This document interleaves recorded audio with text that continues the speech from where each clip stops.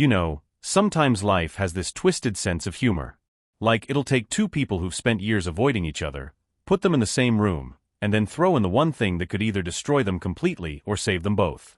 And tonight, at the Grand Metropolitan Hotel's annual charity gala, that twisted sense of humor was about to show just how cruel it could be. The Montgomery brothers hadn't been in the same room for 8 months, 3 weeks, and 2 days. Not that anyone was counting, except maybe their mother, who'd been guilt-tripping them both with passive-aggressive text messages about family unity and brotherly love. But here they were, Alexander Montgomery in his perfectly tailored Tom Ford tuxedo, standing near the champagne fountain like he owned the place, which, let's be honest, he probably did, and Sebastian Montgomery across the room, charming a group of socialites with that effortless smile that had graced more magazine covers than most supermodels. If you didn't know their story, you might think they were just two incredibly successful, devastatingly handsome brothers who happened to be attending the same high society event. But oh honey, you'd be so wrong. These two had been locked in a Cold War that made the actual Cold War look like a friendly disagreement over what to watch on Netflix. Where are you watching from? Drop your answer in the comments. Let's keep the love flowing at Agape Love Tales. Agape Love Tales is where romance comes alive, with stories of passion, secrets, and second chances that'll keep you hooked. Hit that like button, and subscribe to join our community of hopeless romantics. Don't forget to click the bell icon so you never miss a twist in our tales of love. Let me paint you a picture of the Montgomery Empire first, because understanding their world is crucial to understanding why tonight was about to change everything. Montgomery Industries wasn't just a company, it was a dynasty. Started by their grandfather in the 1960s with a small construction business, it had grown into a multi-billion-dollar conglomerate that had its fingers in everything from real estate development to media production, from tech startups to luxury hospitality. The kind of wealth that didn't just buy you things, it bought you power, influence, and the ability to shape the world around you. Alexander, at 32, was the crown prince of this empire. He'd taken over as CEO when their father had his heart attack 3 years ago, and under his leadership, the company's value had doubled.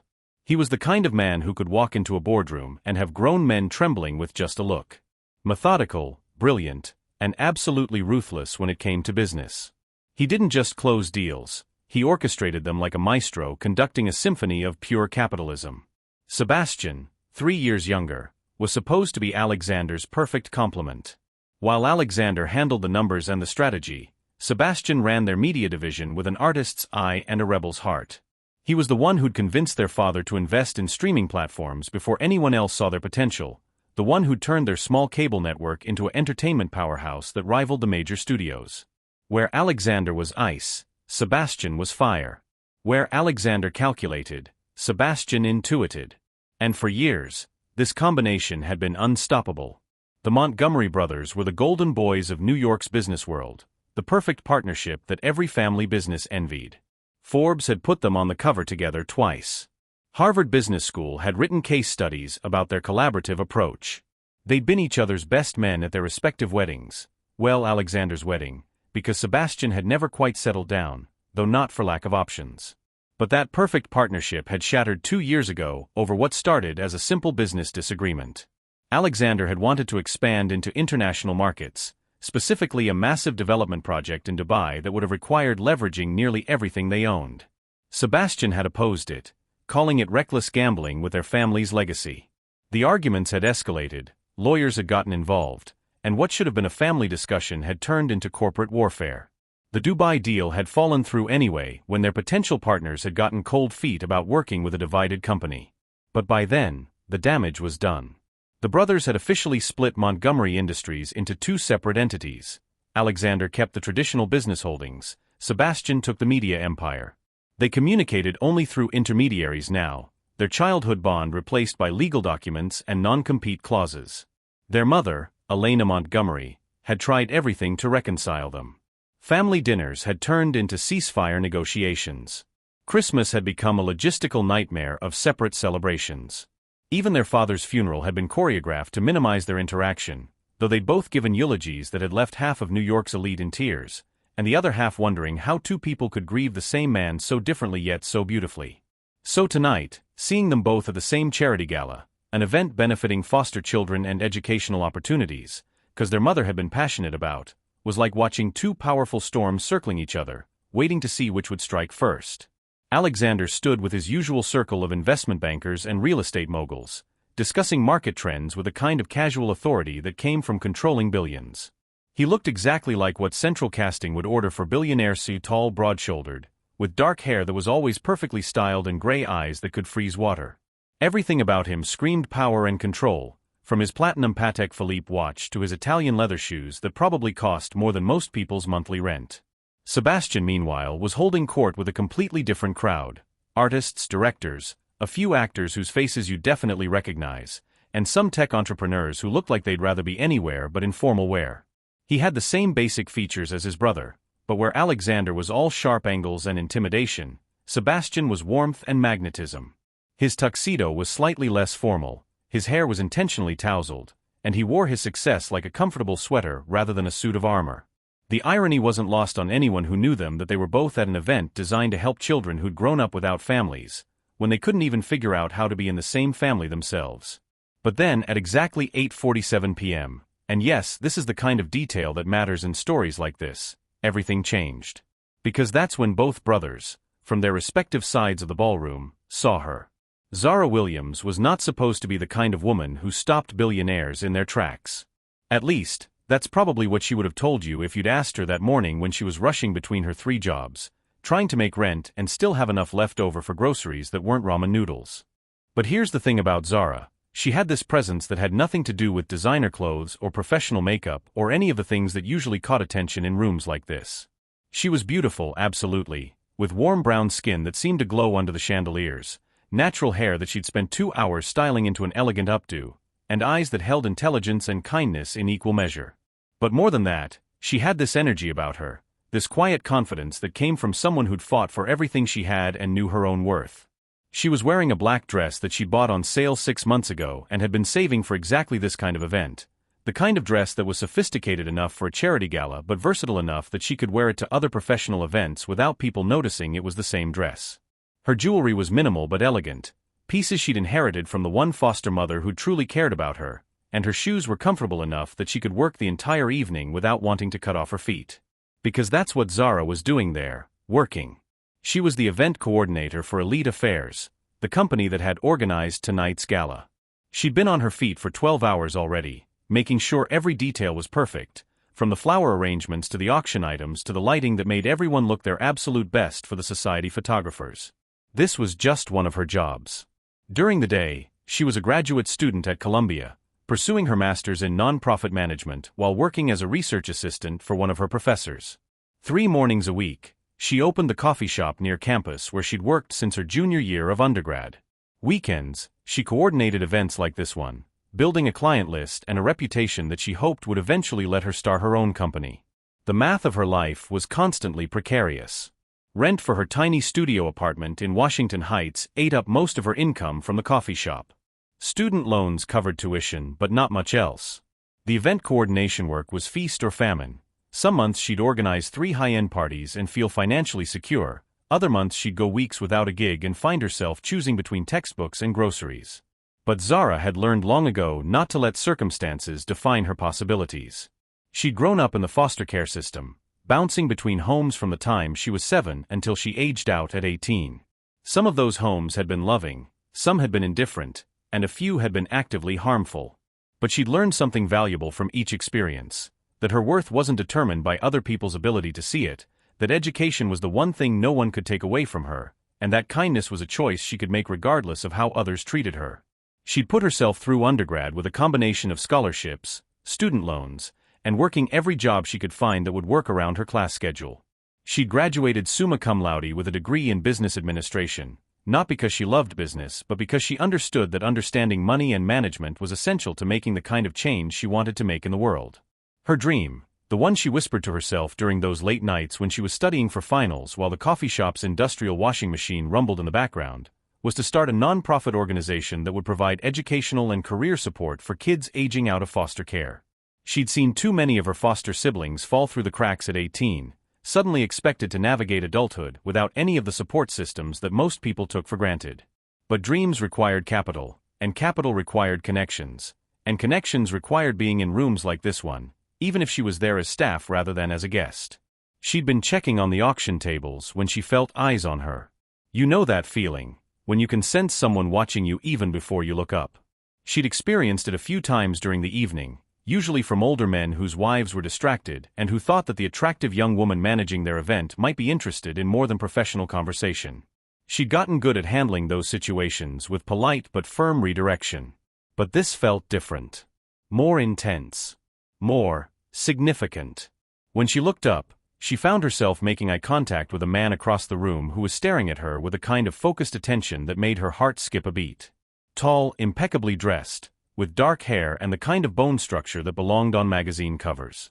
He was standing with a group of people who were clearly important. She could tell by the way they held themselves, the way other people kept glancing at them respectfully, but he wasn't paying attention to their conversation at all. He was looking at her like she was the most interesting person in the room. Alexander Montgomery had been in the middle of a conversation about municipal bonds when he saw her, and for the first time in his adult life, he completely lost his train of thought. He'd been saying something about interest rates when his brain simply stopped. Because across the room was a woman who was moving through the crowd with this graceful efficiency, checking details, speaking briefly with staff members, clearly in charge of making sure everything ran smoothly. But it wasn't just that she was beautiful, though she absolutely was. It was something about the way she carried herself, the way she seemed completely comfortable in her own skin despite being surrounded by some of the most powerful people in New York. There was no artifice about her, no performative elegance. She was just genuinely, naturally magnetic.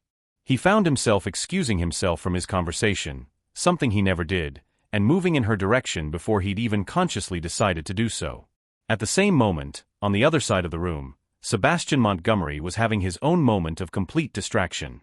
He'd been listening to a film director explain his vision for an upcoming project when he spotted the same woman, and every word the director was saying faded into background noise. Sebastian had dated plenty of beautiful women. His romantic history read like a who's who of actresses, models, and socialites. But there was something about this woman that was completely different from anyone he'd ever been attracted to. She had this energy about her that was both professional and warm, this way of moving through the room that suggested she was completely in her element while simultaneously being utterly unpretentious about it. He found himself walking toward her before he'd even realized he was moving. Which meant that both Montgomery brothers were converging on Zara Williams from opposite sides of the ballroom, neither aware that the other was doing exactly the same thing. Zara had just finished adjusting one of the auction display items when she realized that two different men were approaching her, both with a kind of purposeful stride that suggested they had something specific to say to her. She looked between them confused, wondering if there was some issue with the event that she wasn't aware of. The first man to reach her was the one who'd been staring at her from across the room. Up close, he was even more striking and intimidating. Everything about him screamed wealth and authority, from his perfectly fitted tuxedo to the way he held himself like someone who was used to being the most important person in any room. "Excuse me," he said, and even his voice was exactly what you'd expect from someone who commanded boardrooms, deep, confident, with a kind of authority that made people automatically pay attention. "I'm Alexander Montgomery. I couldn't help but notice how efficiently you've been managing everything this evening. Are you the event coordinator?" Before Zara could answer, the second man arrived, and if she'd thought the first one was impressive, this one was equally striking in a completely different way.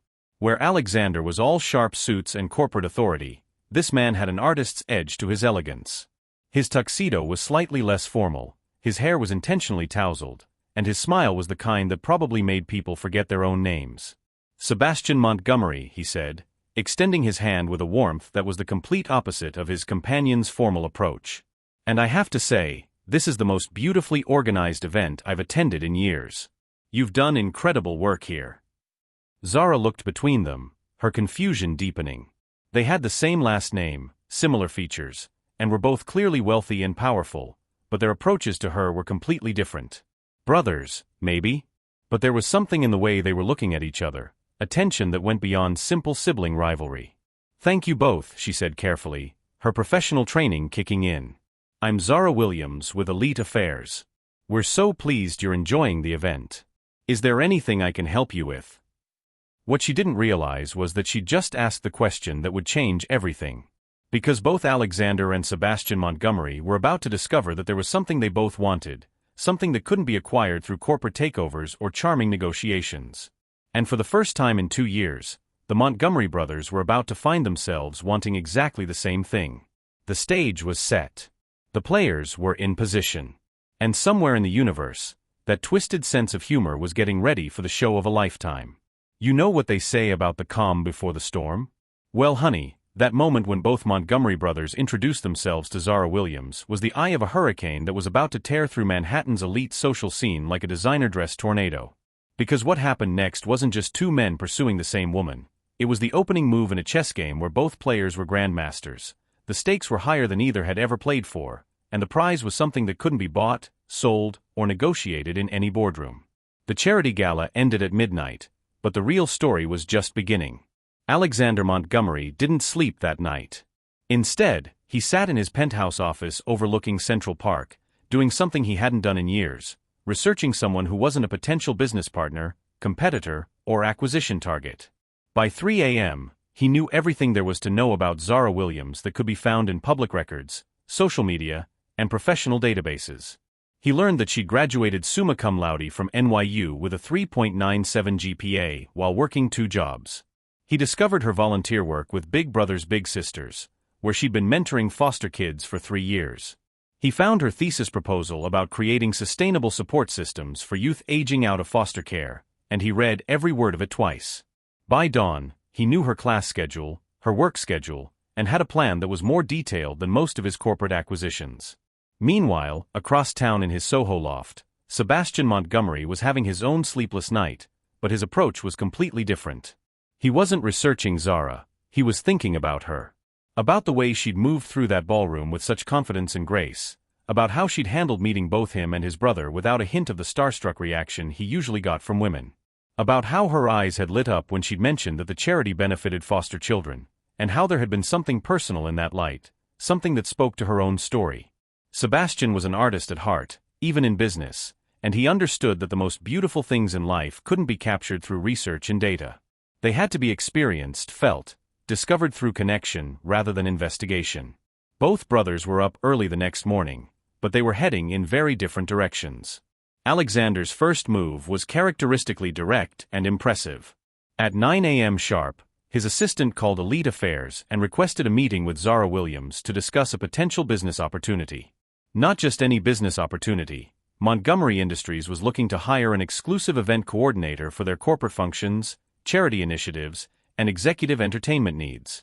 The salary being offered was more than Zara currently made from all her jobs combined. By 10:30 a.m., Zara was sitting in the most intimidating conference room she'd ever seen, 30 floors above Manhattan, surrounded by floor-to-ceiling windows that made the city look like a toy model spread out below.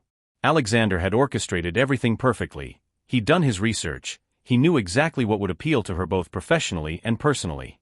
He didn't just offer her a job, he offered her a career. Montgomery Industries was looking to expand their charitable foundation, and they needed someone with both event planning experience and nonprofit expertise to spearhead their community outreach initiatives. The position would allow her to finish her graduate degree while gaining hands-on experience with the kind of large-scale charitable work she'd only dreamed about. But here's where it gets interesting, because Alexander Montgomery, master negotiator, had made one crucial miscalculation. He assumed that Zara would be impressed by his power, his wealth, his ability to change her life with a snap of his fingers. He presented the offer like he presented all his business deals, with confidence, authority, and the expectation that the other party would recognize the wisdom of accepting immediately. What he didn't expect was for Zara to ask for time to consider it. What he definitely didn't expect was for her to ask pointed questions about the company's current charitable giving, about their commitment to long-term community impact, about whether this position was being created because they genuinely needed someone with her skills or because they were looking for good publicity. For the first time in years, Alexander Montgomery found himself in a meeting where he wasn't in complete control. And strangely, instead of frustrating him, it intrigued him even more. While Alexander was making his corporate power play, Sebastian was taking a completely different approach. He'd noticed that Elite Affairs was located just 3 blocks from the coffee shop where Zara worked mornings, and he'd remembered her mentioning that she opened the shop 3 days a week. So at 6:45 a.m. on Tuesday, Sebastian Montgomery, who usually didn't see 6:45 a.m. unless he was coming home from a very late night, was standing outside Grind Coffee, waiting for it to open. When Zara arrived at 6:50 a.m. with her keys and her oversized bag full of textbooks, she almost didn't recognize him at first.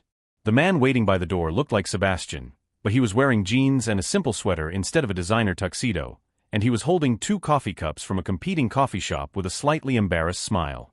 This was Sebastian's genius, actually. He understood that showing up empty-handed would seem presumptuous, but showing up with coffee from her own shop would seem patronizing. Bringing coffee from somewhere else was a conversation starter, a small gesture that acknowledged the awkwardness of the situation while showing that he'd put thought into it. He'd spent an hour that morning trying to figure out what kind of coffee to bring, finally settling on simple black coffee because it seemed like the safest choice and because he could always claim he didn't know her preferences, which was true. But here's what Sebastian discovered that morning that Alexander's research couldn't have told him. Zara Williams at 6:50 a.m. was completely different from Zara Williams at a formal charity gala. Her hair was pulled back in a messy bun, she was wearing jeans and sneakers and a Columbia University sweatshirt that had seen better days. She looked younger, more relaxed, more like the person she was when she wasn't performing professionalism for wealthy clients. And when she saw him standing there, her first reaction wasn't the polite professional smile she'd given him at the gala. It was surprise, followed by what might have been amusement, followed by something that looked like genuine curiosity. Sebastian's approach was everything Alexander's wasn't. Instead of offering to change her life, he asked about her day. Instead of talking about business opportunities, he asked about her studies. He didn't mention his wealth or his connections or his ability to help her career. He just talked to her. Like she was a person he was interested in getting to know, rather than a problem he was trying to solve. And here's the thing that both brothers were about to learn. Zara Williams had spent her entire life around people who wanted something from her. Foster parents who saw her as a monthly check from the state. Employers who valued her work ethic but didn't care about her dreams. Professors who appreciated her academic performance but didn't invest in her as an individual. Alexander's offer, impressive as it was, felt familiar in a way that made her cautious. She'd learned to be suspicious of opportunities that seemed too good to be true, of powerful people who claimed they wanted to help her. Not because she was cynical, but because she'd been disappointed too many times by people who made promises they didn't keep. Sebastian's approach, on the other hand, was completely foreign to her experience. Here was someone who clearly had everything, who could probably date anyone he wanted, and he was standing outside her coffee shop at dawn just to continue a conversation they'd barely started at the gala. Over the next 2 weeks, both brothers ramped up their respective campaigns, and the contrast between their approaches became even more pronounced. Alexander was building a business case for why Zara should be in his life. After she'd asked for time to consider the job offer, he'd invited her to lunch at Per Se to discuss the details, a lunch that was less about the job and more about him demonstrating his world. He took her to gallery openings where she could meet potential donors for her future nonprofit work. He introduced her to other successful women in philanthropy who could become her mentors. Every interaction was carefully orchestrated to show her what her life could be like with his resources behind her. He wasn't trying to impress her with his wealth for its own sake. He was trying to show her how that wealth could amplify her own dreams and ambitions. And it was working, to some extent. Zara couldn't deny that the opportunities Alexander was offering were extraordinary. The chance to work with established charitable foundations, to learn from people who'd been managing large-scale philanthropy for decades, to have the resources to make real change instead of just dreaming about it, these were things she'd worked toward her entire adult life. But Sebastian was offering something completely different, something she hadn't even known she was missing. 3 mornings a week, he showed up at the coffee shop. Not to buy coffee, he'd learned that she made the best espresso in the neighborhood and had genuinely become a customer, but to talk to her during the brief lulls between the morning rush customers. He learned that she'd started drinking coffee when she was 14 and living with a foster family where the mother worked night shifts and needed someone to have coffee ready when she got home at 6 a.m. He discovered that she could identify coffee beans by smell alone and that her secret dream was to someday visit the coffee farms in Colombia where her favorite beans were grown. Sebastian learned that Zara read mystery novels during her breaks, that she was terrified of butterflies but loved thunderstorms, that she taught herself to play piano on a keyboard she'd bought at a pawn shop but had never owned an actual piano. These weren't the kinds of details that would help anyone make a business decision or plan a professional strategy. They were just her. The small personal details that made up the texture of someone's actual life. And somehow, in learning these things, Sebastian found himself changing too. He started reading mystery novels so he could discuss them with her. He began paying attention to weather patterns because she'd mentioned loving the sound of rain. He found himself looking forward to those early morning conversations more than he looked forward to meetings with directors and producers who could greenlight multi-million-dollar projects. But here's where the story gets complicated, because Zara wasn't just passively receiving these different forms of attention. She was actively trying to figure out what it all meant, what these two very different men actually wanted from her, and what she wanted from this increasingly strange situation. Because by the third week, it had become clear to everyone, including Zara, that both Montgomery brothers were pursuing her, and that this was about much more than professional opportunities or casual dating. The turning point came when Zara made a discovery that changed everything she thought she understood about the situation. She was at the Columbia Library, researching her thesis on transition programs for foster youth, when she stumbled across a news article from 2 years earlier. The headline read, "Montgomery Brothers' Business Empire Splits Amid Family Feud," but it was the subheadline that caught her attention: "Dispute over International Expansion Ends Legendary Partnership." As she read the article, and then found more articles, and then spent 3 hours going down a rabbit hole of business news coverage, Zara began to understand something that neither Alexander nor Sebastian had told her. These weren't just two wealthy brothers who happened to be interested in the same woman. These were two men who'd been locked in a bitter conflict for 2 years, who divided a family empire, who hadn't spoken to each other except through lawyers. And now they were both pursuing her. The realization hit her like a cold wave. She wasn't just someone they were interested in. She was the latest battleground in a war that had already destroyed their family business and their relationship with each other. But the more she researched, the more complicated the story became. Because buried in all the business coverage was a smaller story, a human interest piece that had run in the society pages 18 months earlier. It was about a charity fundraiser that had gone wrong when two prominent businessmen, brothers, had both been dating the same socialite and had ended up in a very public confrontation that had overshadowed the entire event. The article didn't name the brothers, but it described them as heirs to a family fortune who had let personal rivalry interfere with professional judgment. The woman at the center of the controversy had apparently left town shortly afterward, and the brothers had reportedly not spoken since the incident. Zara sat in the library, staring at her laptop screen, as the pieces of the puzzle clicked into place. This had happened before. Alexander and Sebastian had fallen for the same woman before, and it had contributed to the destruction of their relationship. And now somehow they were doing it again. With her. The question that kept her awake that night wasn't whether the Montgomery brothers were interested in her. That much was obvious. The question was whether their interest was genuine, or whether she'd become a proxy for their unresolved competition with each other. Was Alexander offering her the job because he wanted to help her career, or because he wanted to prove he could win whatever contest he thought he was in with his brother? Was Sebastian spending his mornings at her coffee shop because he genuinely enjoyed her company, or because he was trying to prove something to himself about being different from his controlling older brother? For someone who'd spent her entire life learning to be suspicious of people's motivations, these questions weren't just intellectually interesting, they were emotionally devastating. Because here's the thing nobody talks about when they tell stories about beautiful women who have powerful men fighting over them.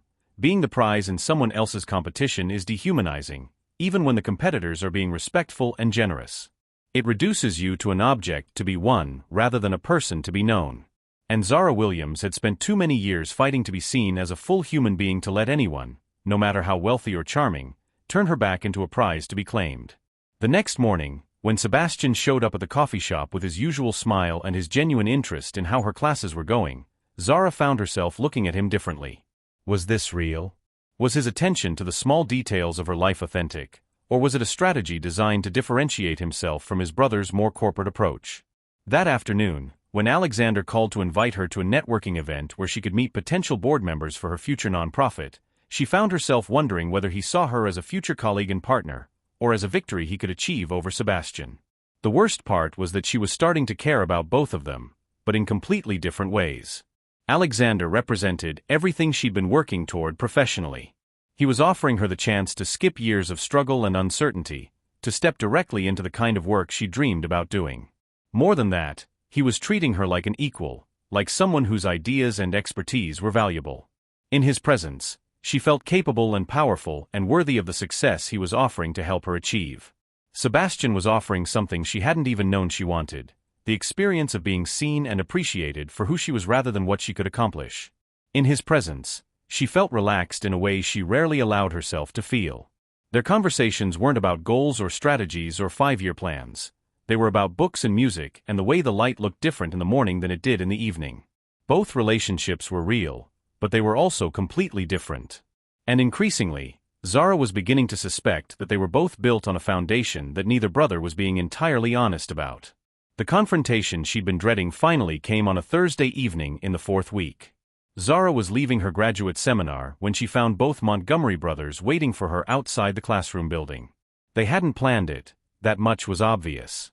Alexander looked as surprised to see Sebastian as Sebastian looked to see Alexander. But they were both there for the same reason, to spend time with her, and suddenly the careful dance they'd all been doing around the obvious truth of the situation was over.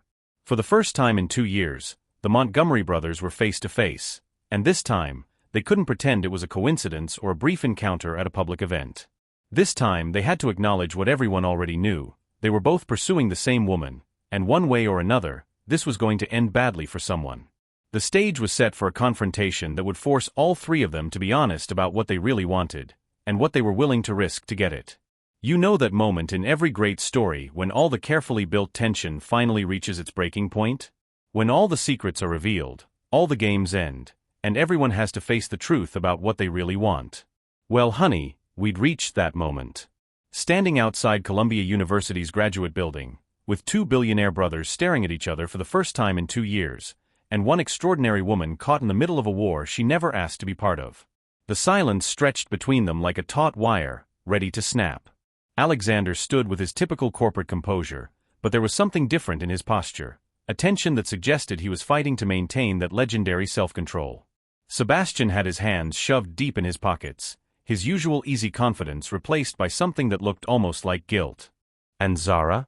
Zara looked between these two powerful men and did something that neither of them expected. She laughed. Not a happy laugh, not an amused laugh, but the kind of bitter, exhausted laugh that comes when you realize you've been playing a game where everyone knew the rules except you. Without saying a word to either of them, she walked away. Just turned around and started walking toward the subway station, leaving both Montgomery brothers standing there like two chess masters who just realized their opponent had left the board entirely. But if you think that's where this story ends, you clearly haven't been paying attention to the kind of woman Zara Williams is. Because she didn't just walk away and disappear into the night like some damsel in distress overwhelmed by male attention. No, she went home to her tiny studio apartment, made herself a cup of coffee, sat down at her second-hand desk, and did what she always did when life got complicated: she made a plan. The next morning, both Alexander and Sebastian received identical messages. Not phone calls, not emails, but handwritten notes delivered by messenger to their respective offices. The note was brief, written in Zara's precise handwriting on simple white paper. I know about your history. I know this has happened before. If either of you wants to continue whatever this is, you need to decide whether you're interested in me as a person or as a way to compete with your brother. I'll be at Central Park, Bethesda Fountain, Saturday at 2 p.m. Come alone, or don't come at all. Zara. Now, you might be wondering how someone who worked 3 jobs and lived on a graduate student budget could afford to send handwritten notes by messenger to 2 different billionaire offices. The answer is that she couldn't really, but she decided that some messages were important enough to warrant spending her grocery money on delivery fees. Because sometimes making a point is more important than making rent. The 3 days between that note and Saturday afternoon were torture for everyone involved, but for completely different reasons. Alexander Montgomery spent those 3 days doing what he always did when faced with a problem: he strategized. He analyzed every conversation he'd had with Zara, every interaction, every moment where he might have revealed too much or not enough. He tried to approach the situation like a business negotiation, mapping out what she might want to hear, what arguments might be most persuasive, what outcome would be most beneficial for everyone involved. But for the first time in his professional life, the strategic approach wasn't working. Because every time he tried to analyze Zara like a market opportunity or a potential partnership, he found himself remembering things that had nothing to do with strategy. The way she'd asked pointed questions about Montgomery Industries' charitable giving, not because she was trying to impress him but because she genuinely wanted to know if they were serious about making a difference. The way she'd looked when she talked about her dreams for helping foster kids, like she was sharing something sacred that she didn't trust to many people. The way she'd made him feel like the person he was before he became the CEO, before he became the heir to a fortune, before he became someone whose every interaction was filtered through power dynamics and financial implications. Alexander realized, somewhere during his sleepless Thursday night, that he was in love with Zara Williams. Not attracted to her, not interested in her, not strategically drawn to what she could add to his life. Actually in love with her, in a way that he hadn't experienced since he was young enough to believe that love was more important than compatibility or shared goals or any of the rational factors he'd used to evaluate relationships for the past decade. And that terrified him more than any hostile takeover or market crash ever had. Because love wasn't something you could control or negotiate or acquire through superior strategy. Love was something that happened to you, and Alexander Montgomery was not a man who was comfortable with things happening to him. Sebastian, meanwhile, was having his own crisis, but it was the opposite of his brother's analytical approach. Sebastian had always trusted his instincts, always followed his heart, always believed that the best things in life couldn't be planned or orchestrated. But now, faced with the possibility that his feelings for Zara might be tangled up with his unresolved competition with Alexander, he was questioning everything he thought he knew about himself. Was he really attracted to Zara, or was he subconsciously drawn to her because his brother was interested in her? Did he genuinely enjoy their morning conversations, or was he performing some version of himself that he thought would be different enough from Alexander to win some imaginary contest? The questions tormented him because he'd always prided himself on being authentic, on being different from his calculating older brother. But what if he wasn't as different as he'd thought? What if he was just as competitive, just as driven by the need to win, but he expressed it through charm and artistic sensitivity instead of corporate power? Sebastian found himself replaying every moment he'd spent with Zara, looking for evidence of his own motivations. Had he really been interested in her thoughts about mystery novels, or had he been performing interest to differentiate himself from Alexander's business-focused approach? Did he actually care about her coffee preferences and her fear of butterflies, or had he been collecting personal details like strategic intelligence? By Friday night, Sebastian had reached a conclusion that surprised him. He genuinely didn't know. His feelings for Zara were real, but they were so tangled up with his relationship with his brother that he couldn't separate authentic attraction from sibling rivalry. And that realization led him to a decision that would have shocked anyone who knew the competitive dynamic between the Montgomery brothers. Saturday afternoon at Central Park was one of those perfect autumn days that make New York City feel like the center of the universe. The leaves were just beginning to change colors, the air was crisp but not cold, and Bethesda Fountain was surrounded by the kind of diverse crowd that made the city feel alive and full of possibility. Zara arrived at exactly 2 p.m., wearing jeans and a Columbia sweatshirt and carrying a thermos of coffee she'd made at home. She'd chosen the location deliberately, somewhere public enough that she'd feel safe, but personal enough that they could have a real conversation. Somewhere that belonged to her world rather than theirs. She'd spent the 3 days since sending the notes preparing for this conversation, but not in the way either brother might have expected. She hadn't planned out what she wanted to say or strategized about the best approach. Instead, she'd spent the time thinking about what she actually wanted from her life, independent of either Montgomery brother. Because here's what Zara had realized during those 3 days. She'd been so focused on trying to figure out Alexander and Sebastian's motivations that she'd stopped paying attention to her own feelings. She'd gotten so caught up in the drama of being pursued by two powerful men that she'd forgotten to ask herself what she actually wanted out of the situation. Alexander arrived first, at 1:55 p.m., because punctuality was a form of respect and control that he couldn't abandon even in personal crisis. He was dressed more casually than usual, khakis and a button-down shirt instead of a suit, but he still looked like someone who'd stepped out of a magazine spread about successful men enjoying their leisure time. Sebastian arrived at 2:03 p.m., because he'd been walking around the park for 20 minutes trying to decide whether he was making a mistake by coming at all. He looked like he always did, effortlessly stylish in a way that suggested he hadn't tried too hard, but with something different in his expression. Something that looked like uncertainty. For a moment, the three of them just stood there, forming an awkward triangle around the fountain, each waiting for someone else to speak first. Finally, Zara broke the silence, and what she said wasn't what either brother had prepared for.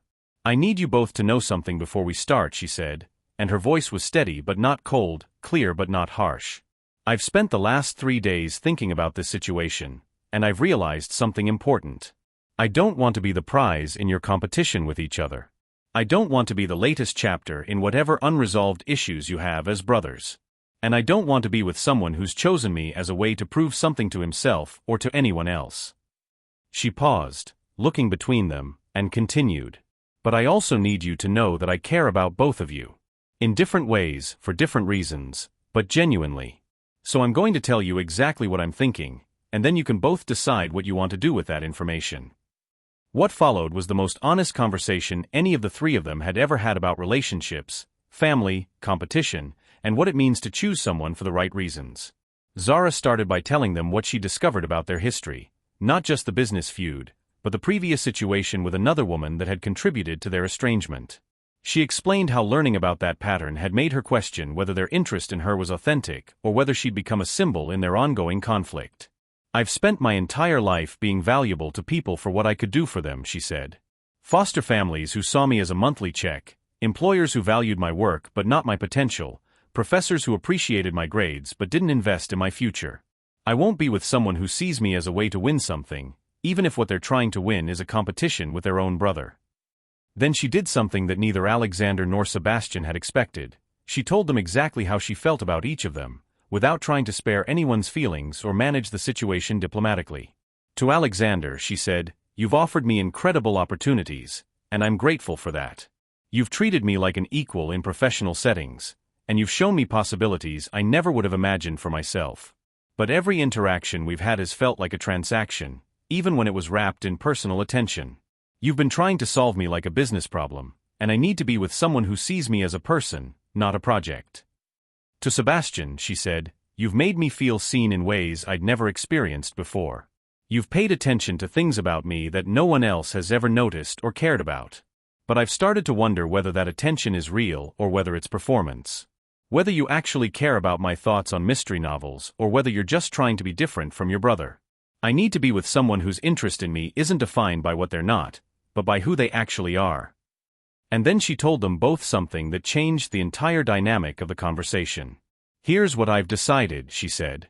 "I'm not going to choose between you today. I'm not going to choose between you next week. I'm going to make my choice based on who you are when you're not competing with each other, when you're not trying to prove anything to me or to yourselves or to each other. I'm going to choose based on who you are when you're just being honest about what you want and why you want it." The silence that followed was different from the tense silence at the beginning. It was thoughtful, contemplative, like all three of them were processing something important. Alexander spoke first, and what he said surprised everyone, including himself. "You're right," he said simply. "I have been trying to solve you like a business problem. Not because I don't see you as a person, but because treating personal relationships like business problems is the only way I know how to approach things I care about. It's how I've always protected myself from getting hurt or disappointed or rejected." He paused, looking directly at Zara. "But the truth is, I'm not interested in you because I'm competing with Sebastian. I'm interested in you because you're the first person in years who's made me remember who I was before I became the CEO, before I became someone whose value was measured in stock prices and acquisition deals. You make me want to be the person I was before I learned that everything could be negotiated." Then Sebastian spoke, and his honesty was equally surprising. "I've been telling myself that I'm different from Alexander, that I'm more authentic, more in touch with what really matters," he said. "But the truth is, I've been competing with him my whole life, just in different ways. And I can't honestly tell you that my feelings for you aren't tangled up with that competition." He looked at his brother, then back at Zara. "What I can tell you is that spending time with you has made me realize that I don't want to spend my life defining myself in opposition to my brother. I want to figure out who I am when I'm not trying to prove that I'm different from Alexander, or better than Alexander, or more worthy than Alexander." The conversation continued for another hour, with all three of them being more honest than they'd been in years about their feelings, their fears, and their motivations. And something remarkable happened during that conversation. The Montgomery brothers began to remember why they'd once been best friends as well as business partners. Because here's what had really destroyed their relationship 2 years ago. It wasn't the business disagreement about the Dubai project, and it wasn't even the situation with the other woman. It was the fact that they'd stopped seeing each other as individuals and had started seeing each other only as competition. Alexander had stopped seeing Sebastian as his creative, intuitive younger brother and had started seeing him only as someone who disagreed with his business judgment. Sebastian had stopped seeing Alexander as his brilliant, protective older brother and had started seeing him only as someone who wanted to control his decisions. They'd both forgotten that their differences had once been their greatest strength, that Alexander's strategic thinking and Sebastian's creative instincts had made them an unstoppable team when they were working together instead of against each other. As the afternoon wore on, something even more remarkable happened. Zara realized that her choice wasn't just about which brother to be with. It was about what kind of relationship she wanted to have, what kind of life she wanted to build, and what kind of person she wanted to be with someone she loved. And by 5 p.m., when the autumn light was beginning to fade and Central Park was filling with evening joggers and dog walkers, Zara had made her decision. She chose Sebastian. Not because he was better than Alexander, not because he'd won some competition, but because the person she was when she was with Sebastian was the person she most wanted to be. Because their conversations felt like discoveries rather than negotiations. Because he made her feel like her dreams and quirks and fears were interesting rather than problems to be solved. But more importantly, she chose Sebastian because he'd been honest about not knowing whether his feelings were authentic, and that honesty had shown her something crucial. He was willing to question himself, to grow, to become someone better rather than just insisting he was already perfect. Alexander's response to her choice was perhaps the most surprising thing of all. Instead of anger or disappointment, he felt something that might have been relief. Because Zara's honesty had forced him to confront something he'd been avoiding. He'd been trying to fit love into the same framework he used for business success, and that approach had made him someone he didn't particularly like. "I'm happy for you," he told Sebastian, and he meant it. "I'm happy for both of you. And I'm grateful to you," he said to Zara, "for helping me realize that I need to figure out how to want something for the right reasons before I'm ready to be with anyone." The three of them made an agreement that day that would have seemed impossible a week earlier. They would all stay in each other's lives, but as friends rather than competitors. Alexander would offer Zara the position at Montgomery Industries, but as a genuine professional opportunity rather than a romantic gesture. Sebastian would pursue his relationship with Zara, but separate from any competition with his brother. And most importantly, the Montgomery brothers would begin the slow process of rebuilding their relationship, starting with weekly dinners where they talked about everything except business. 6 months later, Zara Williams was running the charitable foundation for Montgomery Industries, living in a beautiful apartment that she could actually afford, and planning her wedding to Sebastian Montgomery. The foundation had already launched 3 programs for foster youth transitioning to independence, and Zara was being interviewed by non-profit journals about innovative approaches to youth services. Alexander had started dating a law professor he'd met at one of the foundation's fundraising events, someone who challenged his ideas, shared his values, and wasn't impressed by his wealth or intimidated by his reputation. For the first time in years, he was in a relationship that felt like partnership rather than acquisition. The Montgomery brothers had reunited their business empire, but with a new structure that played to both of their strengths without forcing either to compromise his individual identity. Alexander handled strategy and operations, Sebastian managed creative development and innovation, and they made major decisions together after actually listening to each other's perspectives. Their mother, Elena Montgomery, had cried tears of joy at the first family dinner where both her sons showed up and actually seemed happy to see each other.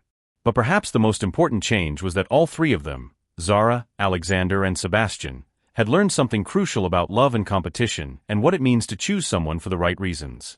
Zara had learned that being chosen isn't as important as choosing someone who sees you clearly and loves you for who you actually are, not who they hope you'll become. Alexander had learned that the skills that make you successful in business, control, strategy, negotiation, can actually destroy the things that matter most in personal relationships.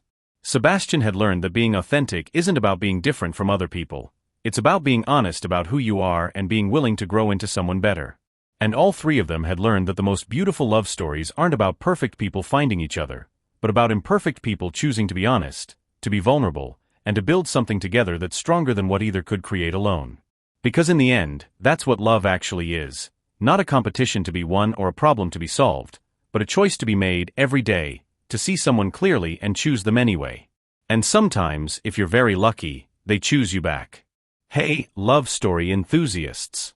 Agape Love Tales is where romance comes alive, with stories of passion, secrets, and second chances that'll keep you hooked. Hit that like button and subscribe to join our community of hopeless romantics.